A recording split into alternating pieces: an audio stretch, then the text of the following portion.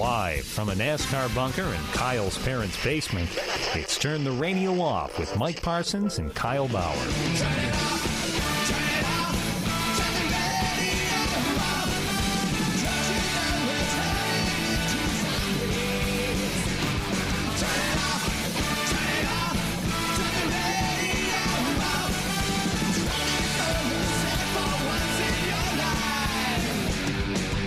Become a fan at Facebook.com/TTRO Show. Follow along on Twitter.com/TTRO Show. Or just listen right now.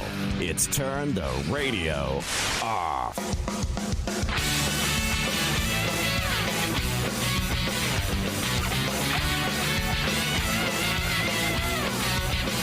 Well, this is just what I need starting off a brand new year. A minute before we go on, I have a hiccup fit. But we're going to persevere anyway, Kyle, because, well, it's been almost a month since we've done a show. And if we don't do one yet, it's just not going to happen. You okay? Yeah. You all right? Just tired. Yeah. Well, I know. I think we're on opposite sides of the spectrum because I actually, for the first time in a long time, I've looked forward to doing the show. And, it's... 2016, I'm ready to put 2016 in the past, and I'm sure most people are.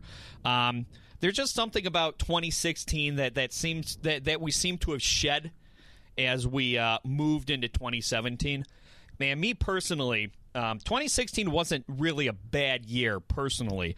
You could argue that it was a bad year politically and on the world stage, but I myself have never let world events kind of bring my mood one way or another, because I still feel insulated enough that, yeah, it sucks that a lot of this stuff happens, but I feel insulated enough that I don't think it's going to necessarily affect my day-to-day life, probably because I'm white, middle-class, straight, and Anglo-Saxon. But you, Kyle, I know that you are glad to see 2016 die. Oh, yeah, worst year of my life. And you know what's weird, I'll just too? leave it at that. Yeah, and you don't have to go into any detail. But I do have to say, you have quite a poker face, because I know that you had rough spots in 2016. But yeah, I had no idea that it was the worst year of your life. And obviously, as your friend, I'm sorry to hear that. Yeah, absolutely. I mean, like, I haven't had any years where I've had, like, everyone around me die. Like, I don't know, like, or I've gotten into a car accident, thankfully, or... Yeah, you just... It's I haven't lived a life full of adversity, but it was just a lot of little things... maybe some big things, but a lot of little things, mostly that just combined to just make it a really bad year. Everything was off. Like, all my milestones that I have throughout the year, it's just everything was just a little bit off. Christmas was just a little bit off. Thanksgiving was just a little bit off. Halloween was just, I don't know, I could go on. It's right. Just things got to a point where they just weren't right or satisfying, and compounded by that, all the world events. I think mainly, Trump being elected by himself and by itself, and what that means, what I believe it means for our future, I think was enough by itself to make it a terrible year. Well, I feel like, if anything, a lot of things have been kind of turned on their ear, right? The inauguration is just days away. We're recording this before Obama's farewell speech, but it feels like this election season has been very transformative, for better or for worse. And it seems like a lot of things that were unacceptable before are now acceptable. And it seems like the common sense way of doing things is no longer the common sense way of doing things. In fact, you kind of take everything that we thought we knew about decorum and everything that we thought we knew about how to get ahead and how to win friends and influence people. Just the opposite is true. Yeah, I mean, everything got shot to hell. Think about 2012. Mitt Romney gets caught on tape saying 47% of people just want things, right. and that torpedoed his campaign. Now, was he going up against a much stronger candidate? Of course, but think about that. I mean, that's something that maybe a lot, and I'll never forget, I think it was 2014, back when I still had hope. It was 2014. I do have to say, since you've come over today, you look like a defeated man. Oh, I feel like hell. Anyway, you look great. Anyway, I was having dinner with my cousin. I was having dinner and drinks with my staunchly conservative cousin. Oh, boy. And we were talking, and God, 2014, it's like wasn't that long ago, but now it seems like it was. Now it's 3 years ago. When you guys got together, it was only 2 years ago. We were talking about the 2012 election. Yeah. And Mitt Romney was his dream candidate. As he said in a fit of thinly veiled racism, he just looks like a president. Right. He looks presidential. Yeah, he looks presidential. He looks like Harvey Dent before he became Two-Face. So I'm talking with him, and I say, it's not that Romney was that bad of a candidate. He really could have had a shot at Obama. Problem was he got busted saying 47% of people just want things. Right. And my cousin's like, well, it's true, but you shouldn't say it publicly. Yeah. And I'm like, hey, stop right there. I'm part of that 47%. I want things. But now, instead of him saying he shouldn't say it publicly, I bet he would say, well, he was just being honest. Right. The PC culture run amok. He wasn't being PC, right. Exactly. The whole barrier, the whole Pandora's box has been opened, and how the hell it got opened by Trump of all people, I don't know. But the Republicans are just running roughshod over the Constitution, over the democratic process. They're really tearing down all the pillars of our country, of our democracy, and they're doing it with a shit-eating grin on their face. Right. And we got a bunch of middle-aged to elderly white people letting them get away with it because a brown man got in office twice, and they're just that bitter about it. I mean, I understand some of the class issues that went behind electing Trump, and that there were a lot of people who unfortunately switched from Sanders to Trump. I understand that is a demographic that exists. But ultimately, it comes down to this. There's a sect of people out there who are privileged, and when you take a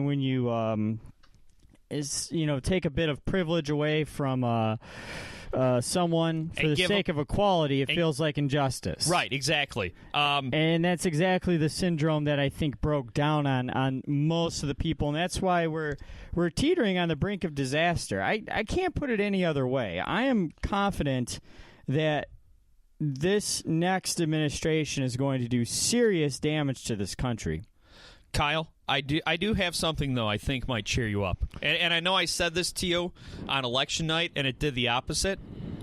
2016 came and went.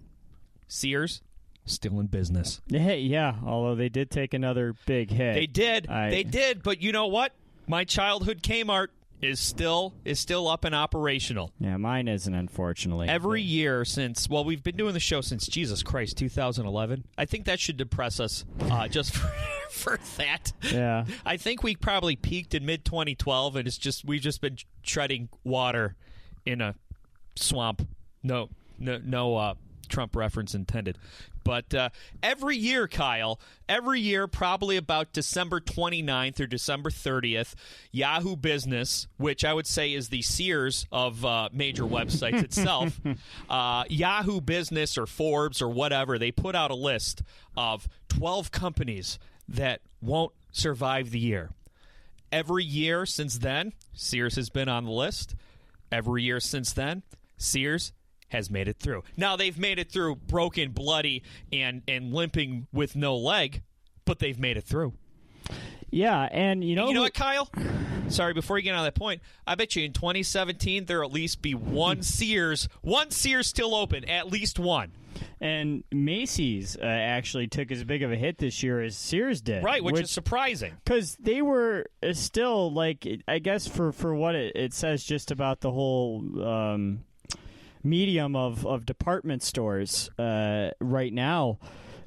Macy's was the only one that was doing good. Right. But I guess in forecasting what their future was going to be, they decided to start closing down stores. Right. now. Maybe they say, let's quit while we're profitable and just go out of business now. It almost seemed like that's what they were doing with some of their stores. I was going to say, you know who didn't make it through 2017 already? American Apparel. Oh, really? Yeah. But wait a second, though. Isn't American Apparel, isn't them going out of business a good thing? Wasn't that run by some major cretin?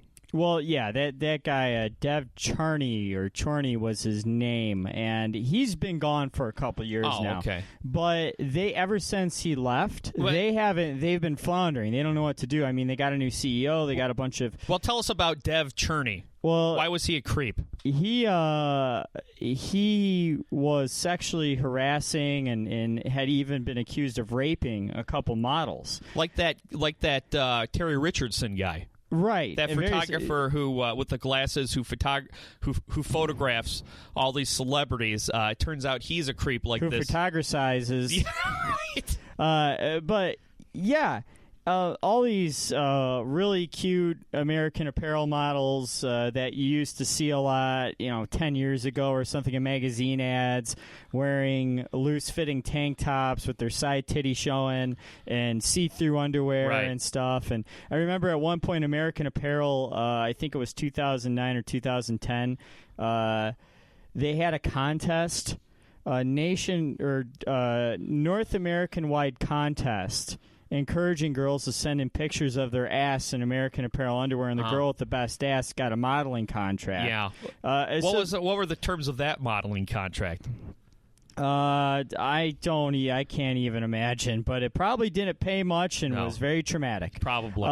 Yeah. So American Apparel used to do very sexually charged advertising, which in a consensual context is fine. Yes, it is. But oftentimes there is this dark. It was dark beneath the surface, and you find that it wasn't consensual, and that there was a lot of abuse going on. So he was finally. I think the lawsuit was settled out of court, but they finally dumped him. The board of directors finally dumped him, and with that, a bunch of other people went along with him. They felt like they had to change the entire culture. And in the 2 years that they've been trying to slightly rebrand themselves, or at least make themselves, a little more conservative in a sense, everything is just tanked. I mean, American Apparel is a company that is, what Benetton was synonymous with the 80s? Yeah. American Apparel is going to be synonymous with the aughts. It just couldn't escape the decade. Could it have been that American Apparel also went out of business because they had high prices and shitty products? Well, I thought their products are great. Were they? But, I mean, I personally did. Like, I have clothes from American Apparel that I bought 10 years ago that are still, I could still wear today. Wow.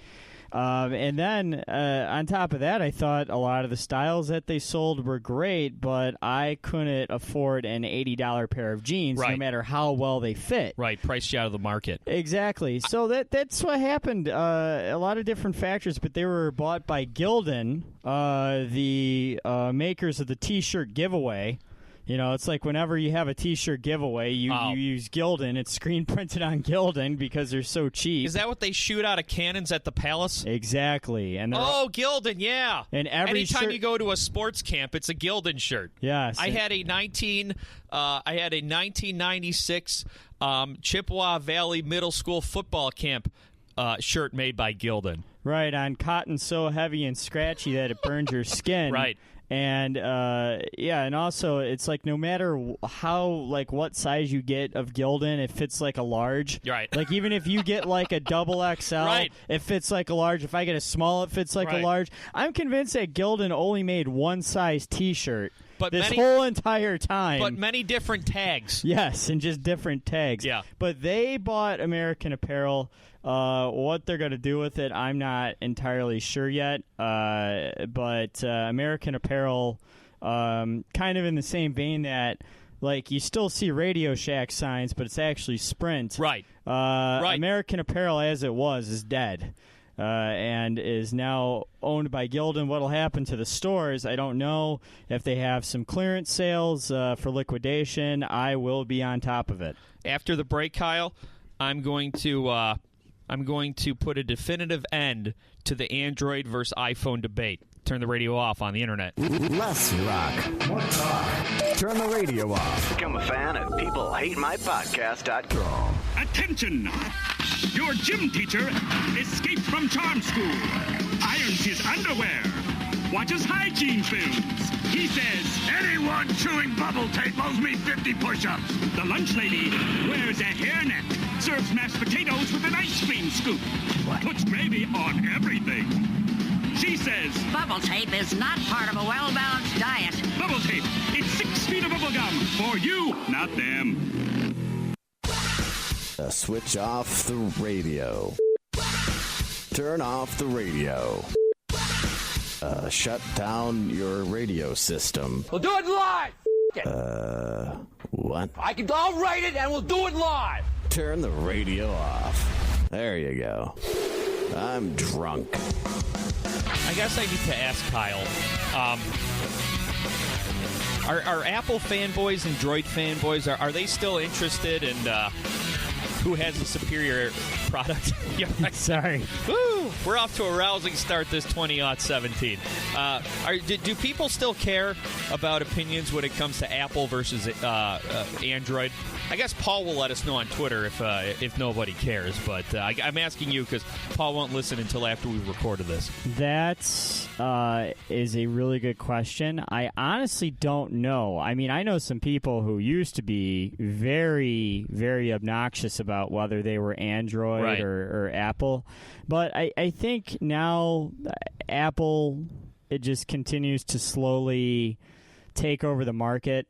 Well, and I think a lot of people are just, they've conceded to it. I think a lot of Android people, especially after the whole Samsung exploding right. phone deal, I think it's just quietly everyone's kind of conceded that Apple makes a better phone. Now, their terms of service and as far as what you get in the phone and what you have to wait for an update for the next phone, like, Apple does a lot of shady stuff, right? But I think we've all have just conceded, like, okay, it's part of the gig if you get an iPhone. Well, okay, so I'll keep it short. But for Christmas, Chelsea, a former guest host here on Turn the Radio Off, my wife, got me an iPhone because whenever I buy myself a phone, Kyle, I always go for like the burner Android. I don't want to spend any more than like $99 on a phone. So she's like, I'm going to get you a phone. I'm going to get you a nice phone. So she got me the Apple iPhone 5,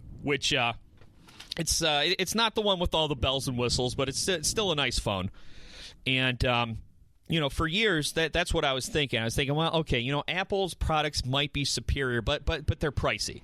Right? Same thing like with Verizon. Verizon, you pay a lot of money for Verizon, but it is the superior network.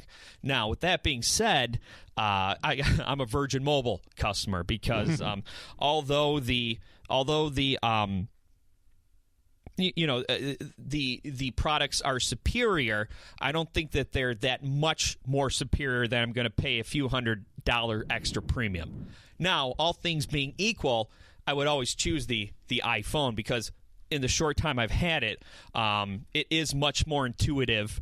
It is a higher performing machine than any of the Androids that I've had. And the one I got was comparable in price to other Androids. So it's a win-win. But if it's a choice between a $150 Android and a $700 iPhone, the $700 iPhone is superior, but it's not that much more superior that I'm going to spend an extra few $100s on it.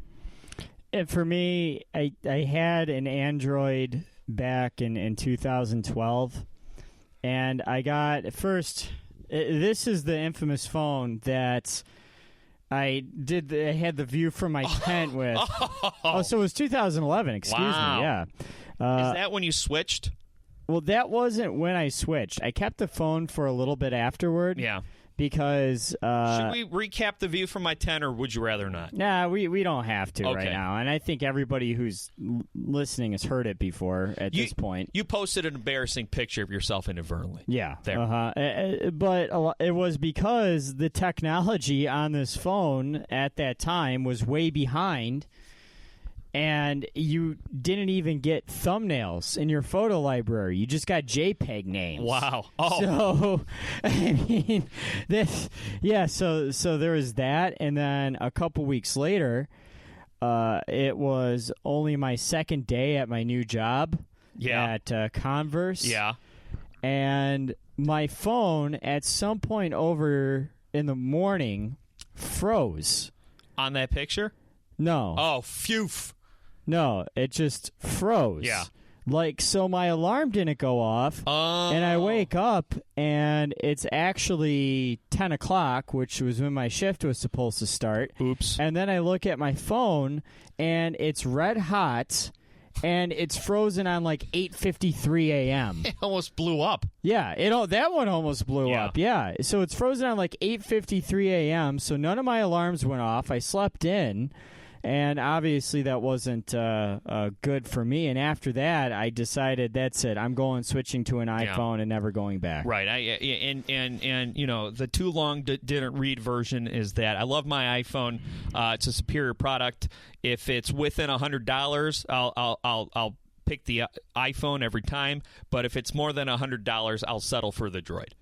Droid gets the job done. It's it's a bit inferior, but you know, the inferiority gap isn't any more than $100 one way or another. But you should have seen me, Kyle. My first couple days using it, I was like a caveman discovering fire. Yeah. Yeah. It's. I don't think it's that hard to use. No. At least it wasn't for me. But it's been a while. The hardest thing for me is that Android phones, they have a back button for everything on. Like where the what's this button for the unlock screen or yeah it's all touch now, right? So but you know, every web page you go to, everything you use on your iPhone has a back button, and it's more intuitive. It's just that was probably the biggest learning curve. And also this has a lot more memory on it, so you know, if I wanted to take Facebook Live videos, I could. And it seems like Facebook Live is now becoming a tool of self-incrimination. It seems like the stupidest people are using Facebook Live. And especially you know, this terrible story of this Facebook Live video where you had 4 or 5 well, I hate bringing race into it, but I guess you have to illustrate my point. Certainly. These 5 black suspects in Chicago who kidnapped this white mentally ill man and tortured him for a half hour on Facebook Live, saying, you know, they chopped off his hair, they made him drink out of a toilet. They were talking about tying him up in a trunk and crashing the car, saying F white people, F Trump. And they have been arrested, which they should have been arrested, and they're being charged for hate crimes. And, you know, and as it should be, right? When something like that happens, the people, it was obviously a hate crime. They said it out loud, F white people, and they're being brought to justice, and they'll be charged appropriately. So it makes me scratch my head. And we kind of touched on this a little bit earlier in the first segment. It seems like a lot of people out there are feeling left out when it comes to being able to cry oppression. Because I've seen so many memes going around saying that, oh, well, nobody's calling this a hate crime. If it was 4 white people doing this to a black person, everyone would be crying hate crime.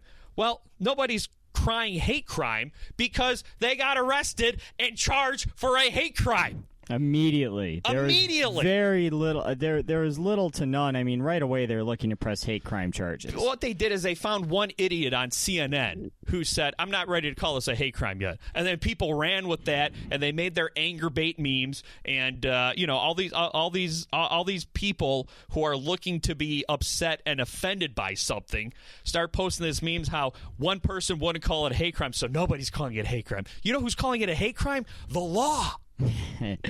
Exactly. Justice has been served, well, at least in the preliminary sense. Right. Hopefully justice will continue to be served. I mean, this was reprehensible and disgusting. And you know what I hate about this?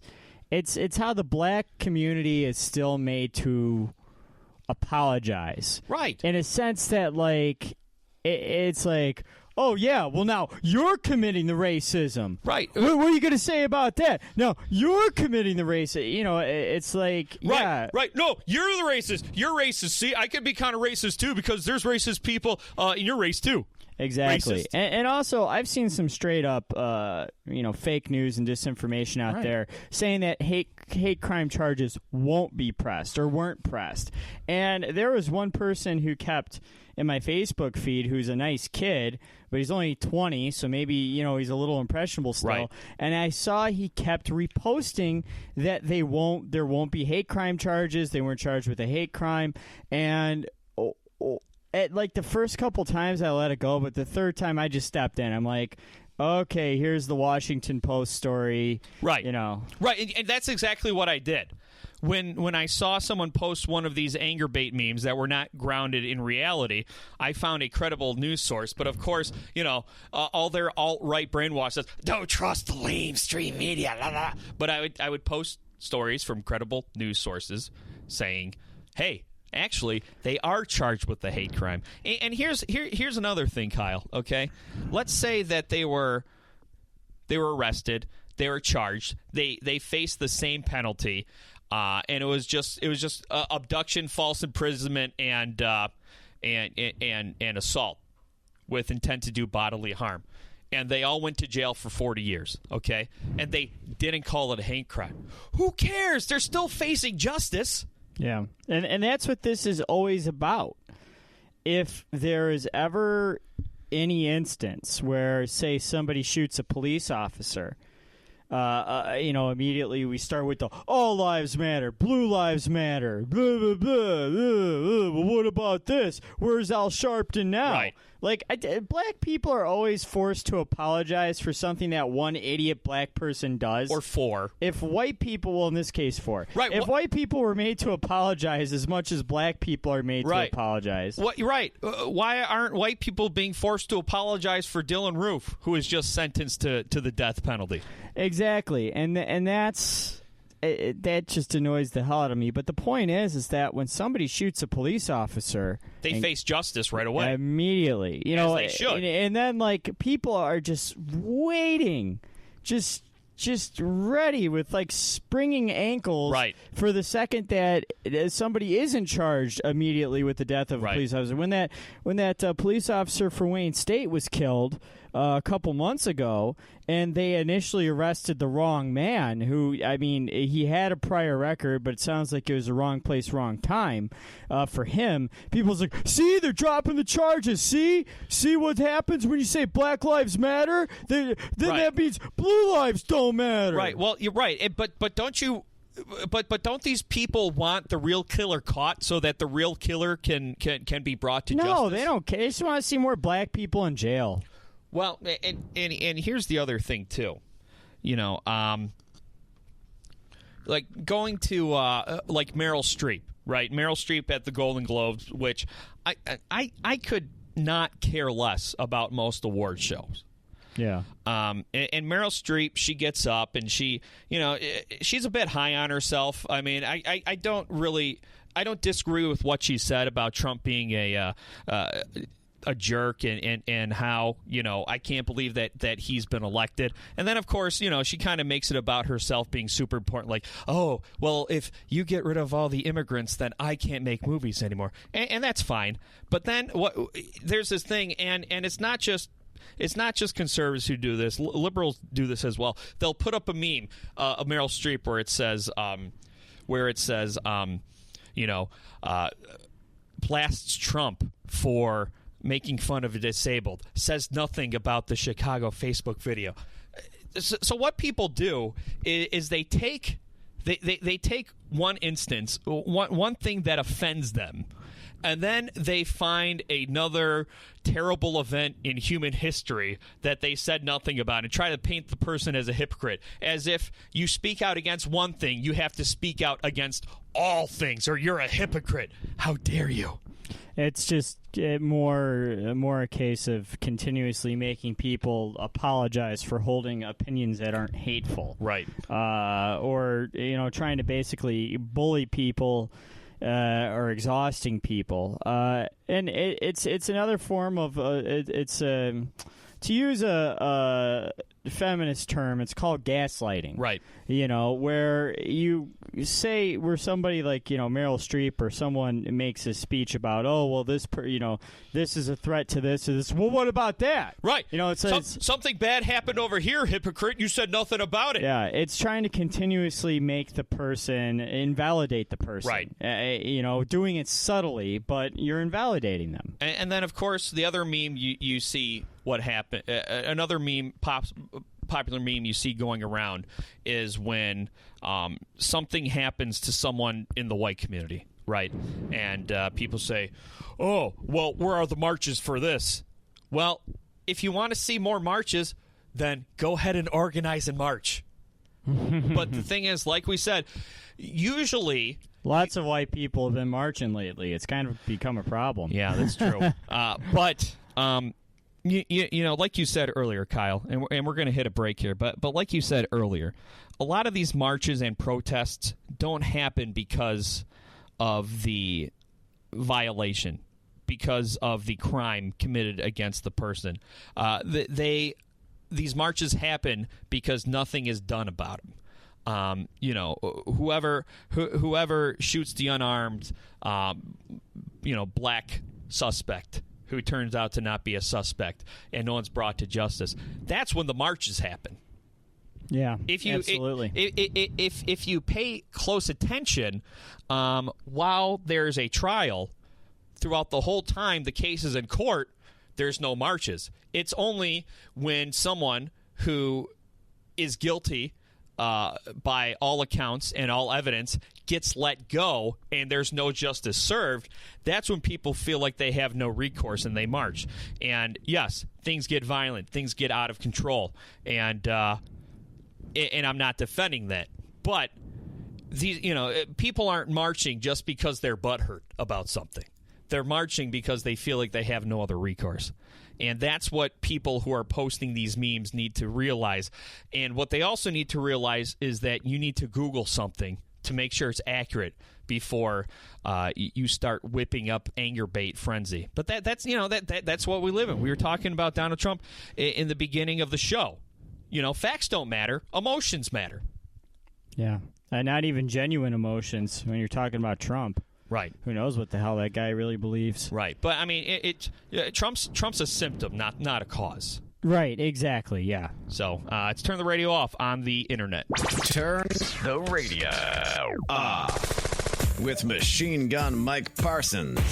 And guess what? Life isn't fair. You don't always get what you want. And Kyle Avocado Bauer. Oh, zombie preparedness kit. I'm a zombie. Lols, lols, lols. We'll be back in seconds. Turn the radio off. With more Turn the Radio Off. Got mail. On the internet. So, let me repeat your order here. That'll be 1 double cheeseburger, ching. Large fries and a large soda, ching. 2 kids meals and 2 medium sodas, ching. 1 chicken sandwich, large fries, and a vanilla milkshake. Bada bing. That'll be $62.75. We're a little shy. Remember when you could feed your whole family fast food for less than $10? Well, at Rally's, you still can. Rally's has it right. So much fun. It's scary. Become a fan on Facebook at www.ttroshow.com. It's Turn the Radio Off. Another trend that I think we're going to see continue in 2017, Kyle, are makeup companies using men in their advertising. CoverGirl was first to the party. They have a male androgynous model, as a face of their advertising. And now Maybelline has gotten in on it.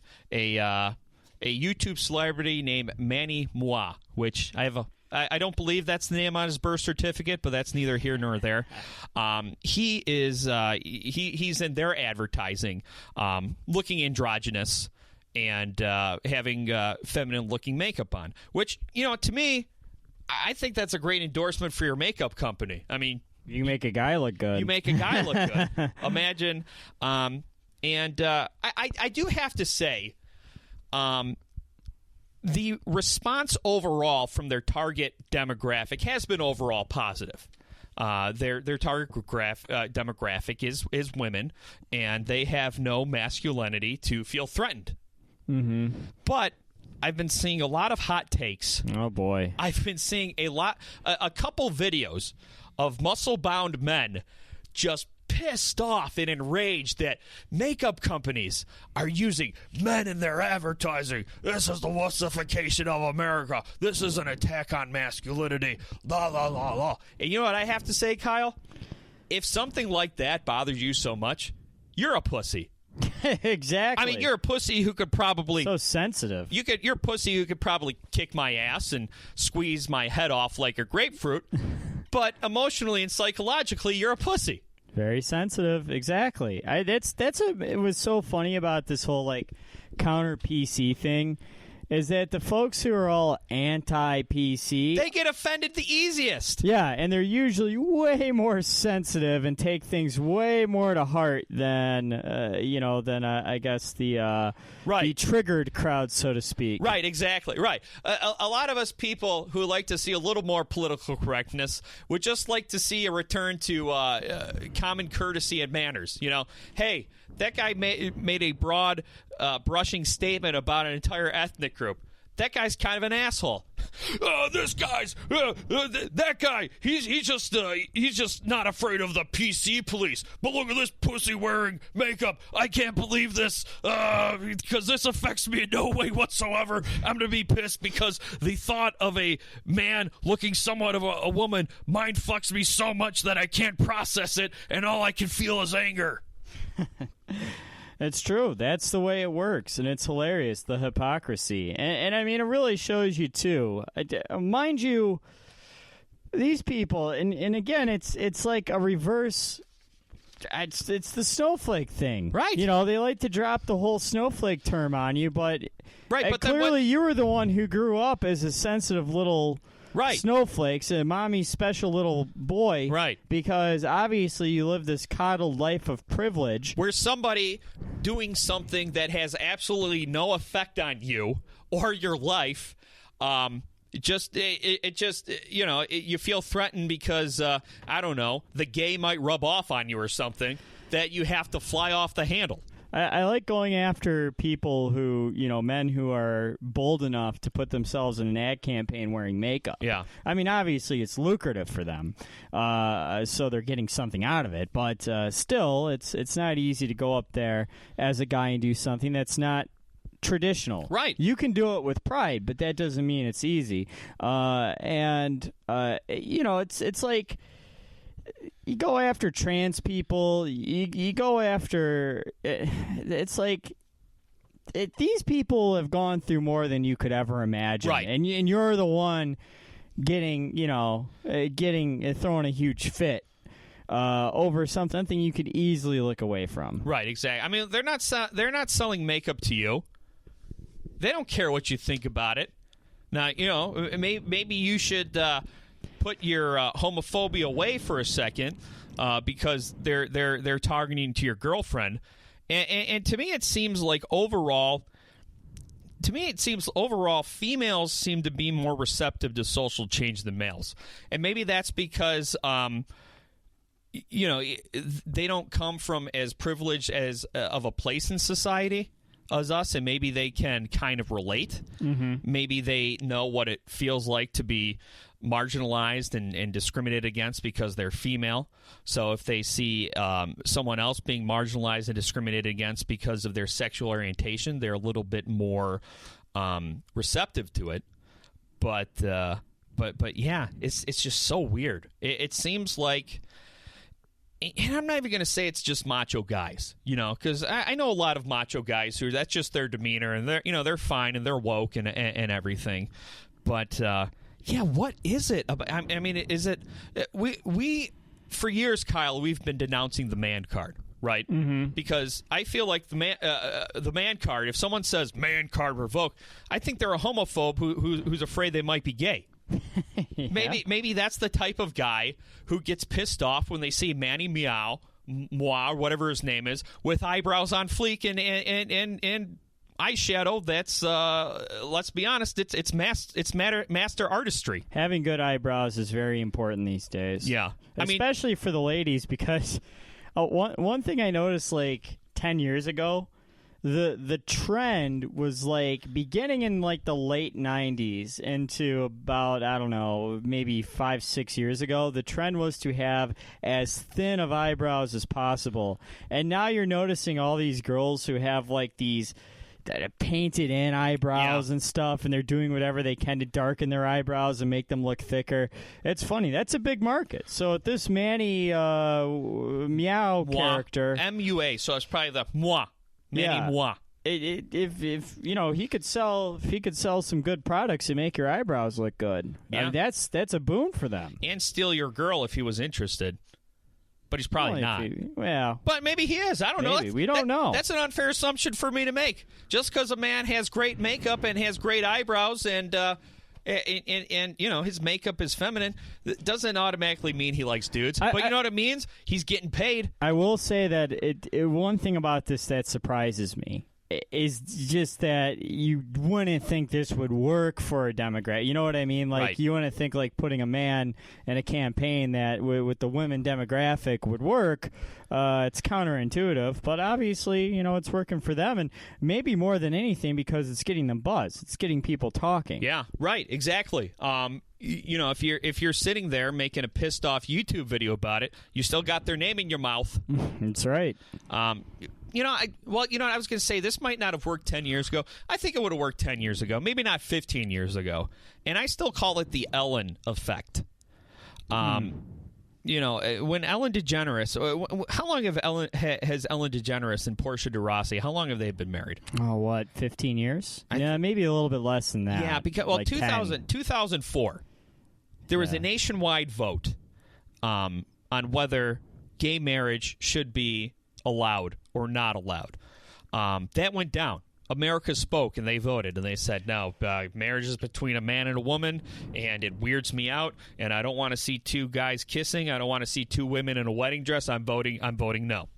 A couple years later, Ellen DeGeneres, she's not a lesbian talk show host. She's a talk show host who happens to be a lesbian. And I say that because she did a talk show every day. She was in people's living rooms. People grew to like her. Being a lesbian was like us being straight. We're straight, but that's not our identity. She was a lesbian, but she had her own identity. So, she built a rapport and a trust with her audience. And when she announced that her and Portia de Rossi were going to get married, not only did everyone in that audience cheer, but her hordes and hordes of female fans cheered. And I would imagine a lot of those female fans a couple years before probably voted against the gay marriage amendment in 2004. So I think what Ellen DeGeneres did is she made homosexuality non-threatening. Ellen was your girlfriend. She was your friend, and she was gay, and she's not trying to turn you gay. She's not looking down on you for being straight. In fact, if you watch Ellen's show, there's more dudes in underwear on that show than any show on TV because Ellen knows her demographic. The show's not for Ellen. The show's for her demographic.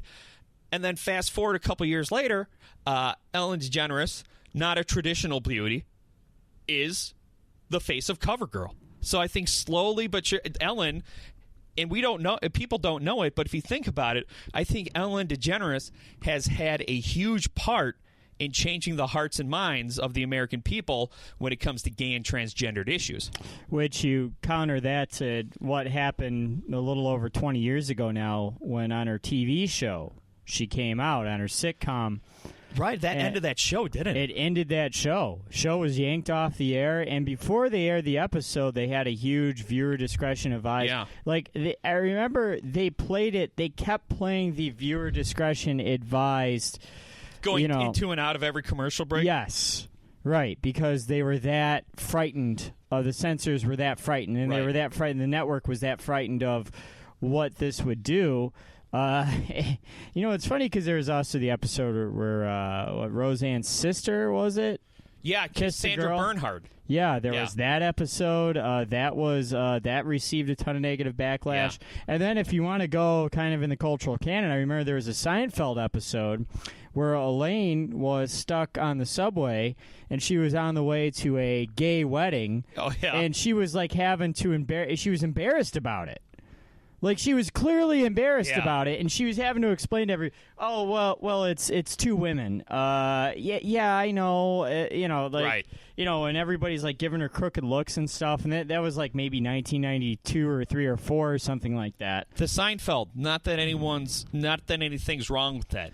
Slightly homophobic, or was that woke? I can't tell. It was woke for the time, but at the same time, it was still like kind of backhanded and saying, it's like, we are uncomfortable with it, but we have to accept it. It was kind of like begrudgingly, right?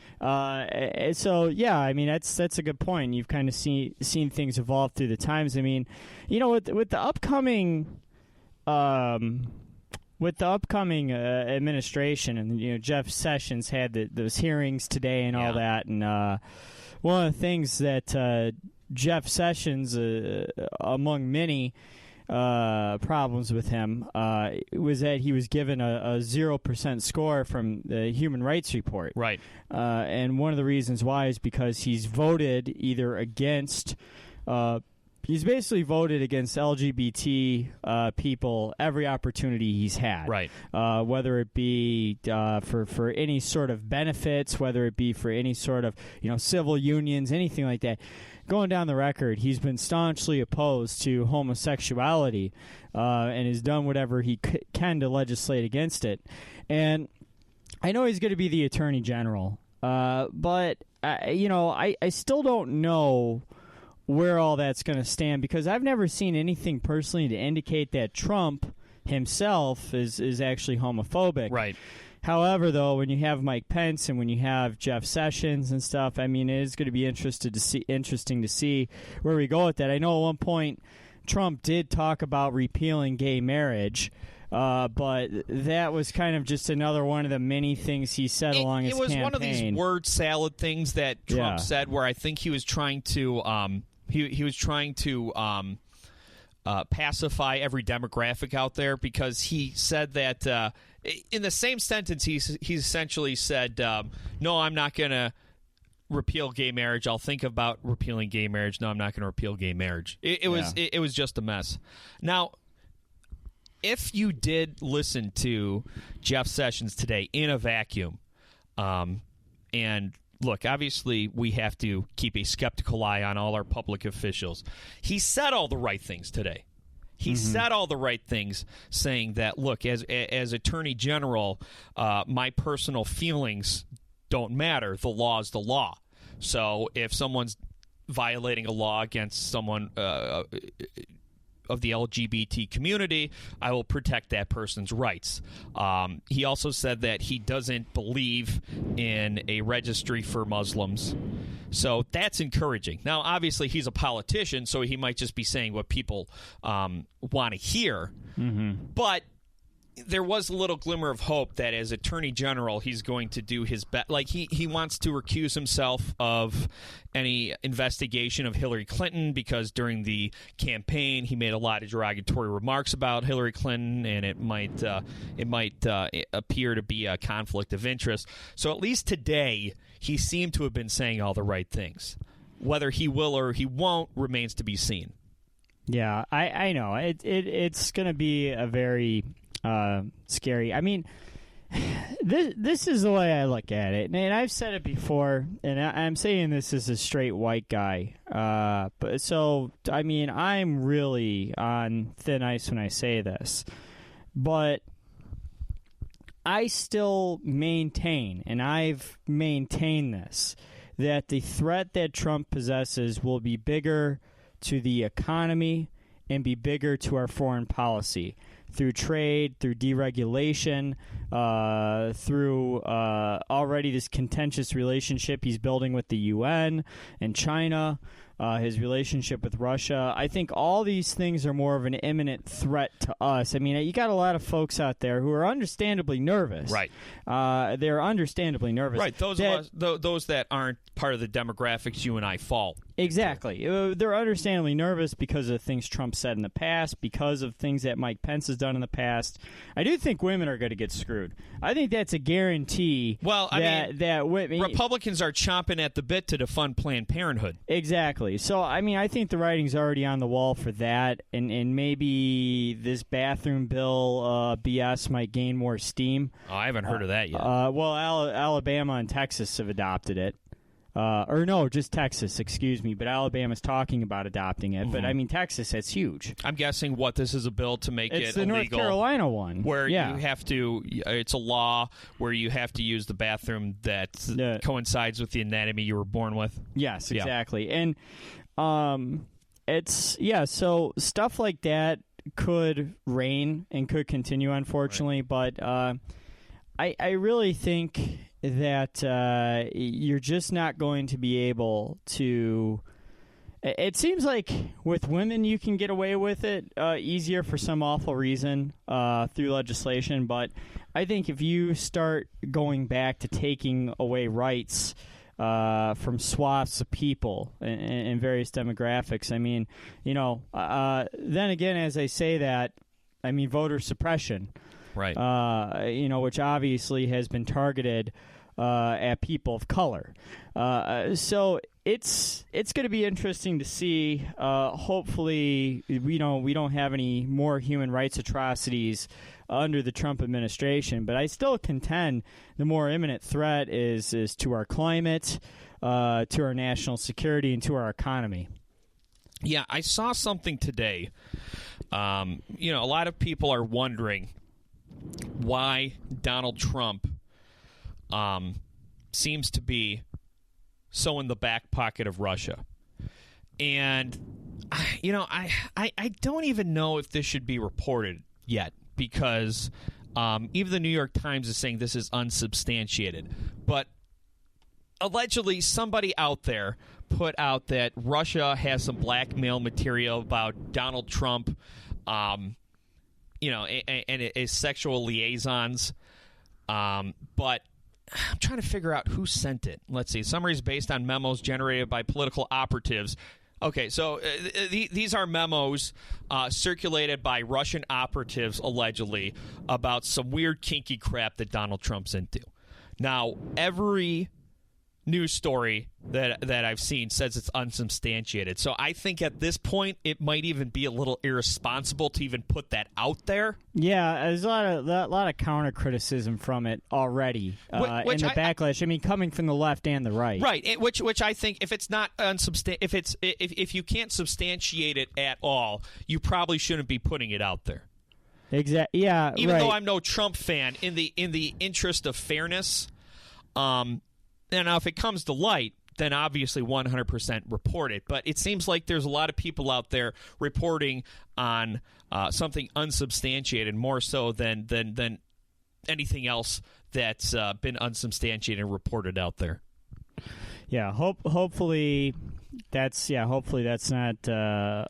Well, I don't even know where to go with this because if it's true, it's bad. Right. But I mean, if what? You know where I'm going to go with it? I'm going to stay tuned, and I'm not going to just like when my conservative friends post fake news or news stories that can't be verified yet.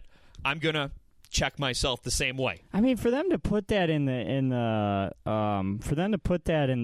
just in the header right there like that, right? There are parts of the story that have not been verified, right? And that's one of the things. BuzzFeed is actually done some good journalism, surprisingly, over the past couple of years. Yeah, but I don't know why you publish that. It sounds like they were in a hurry to get it out before inauguration. Right. Try to do everything you can to get it out within the next week with gathering all the information you can and verifying some of the key tidbits of that. I mean, if it's true, we have a right to know about it. But I feel like if you're pushing something that's unsubstantiated, you're just adding to the fake news noise at this point. Absolutely.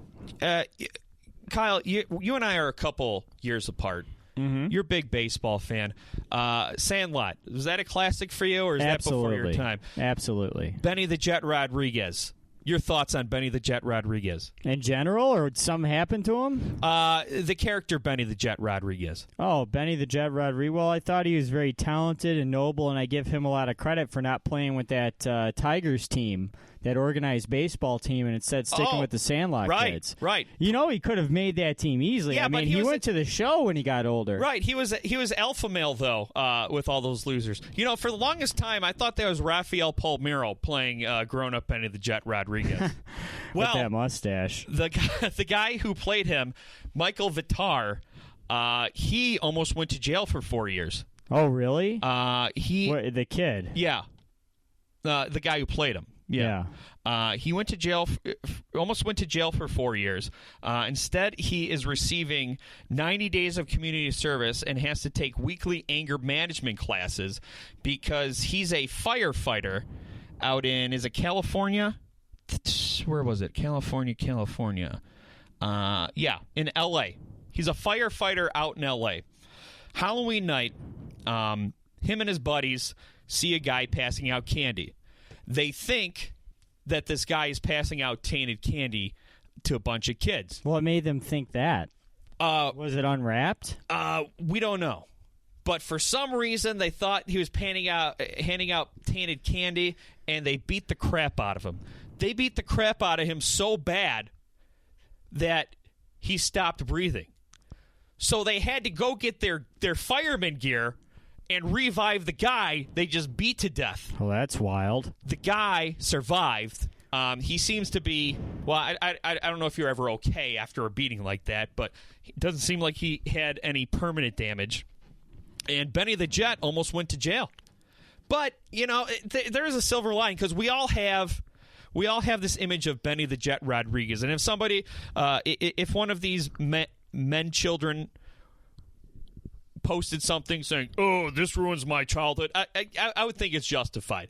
But it did seem like, I don't know if I want to make excuses for Benny the Jet Rodriguez, but it seemed like it was more noble than just getting into a drunken brawl via Jersey Shore.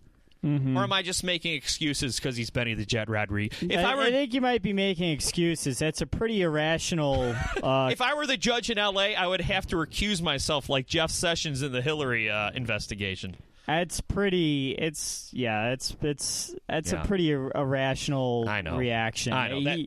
He should probably have contacted his law enforcement buddies and had them check the situation out or maybe ask more questions. I don't know. How do you jump to the conclusion that someone's passing out tainted candy? I mean, was it unwrapped? Like, did it look fine? Maybe he read an unsubstantiated report about it in the New York Times. And he went after it himself. They said this guy, like Pizzagate. Yep. This is Benny the Jet Rodriguez gate. He was just going to investigate. That's all, and things got a little out of hand. Well, thank you for checking me because I felt like that might have been an irrational excuse that I was giving Benny the Jet, but I needed someone to tell me. Okay. I think it was, but it's okay, Mike. We all have our childhood idols. It's tough to see them fall. It really is. We got to go. Thanks for listening, Paul. Bye.